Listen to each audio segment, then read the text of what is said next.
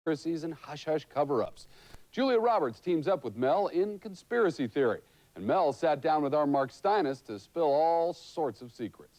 He's so odd that anything could happen.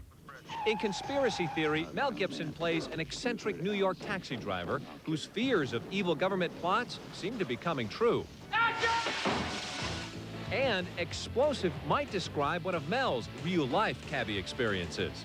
The guy was kind of like, you know, a speed jockey to begin with, but when I handed him a 50 for the fare, I mean, that was the capital crime, I guess.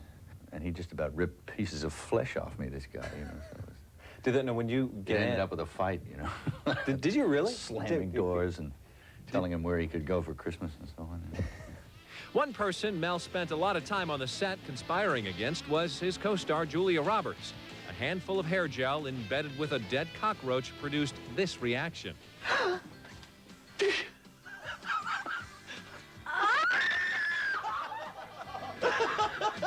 That's common practice for you, a lot of practical jokes on sets, huh? Well, you know, if you see an opportunity, you go for it. It's like, you know, go for the open wound.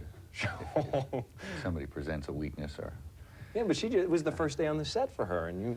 Well, you got to start the ball off rolling somewhere, so it's best to come in with an offensive. But being targeted by Mel was clearly a sign of his affection for his co-star.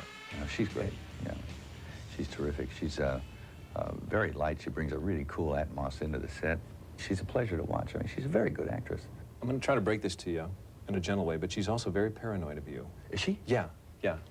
Yeah, that's the way you like to keep it. You know? Like many of Mel's films, this one is action-packed, but he admitted to me he has his limits. You're willing to, like, go pretty much anywhere for the physical role, right? Is there anything that you won't, a line you won't cross over? The yeah, physicality there's a lot of lines I won't cross, and that's why you have stuntmen. Oh. Yeah, and stand-ins. You know, let him jump off the cliff. Okay, you got it. All right, got it great. Thank you. This marks the 5th time Mel's teamed up with director Richard Donner, the point man of the Lethal Weapon series, and Mel says a 4th installment is in the works. It's sort of a gestation thing at the moment. Yeah.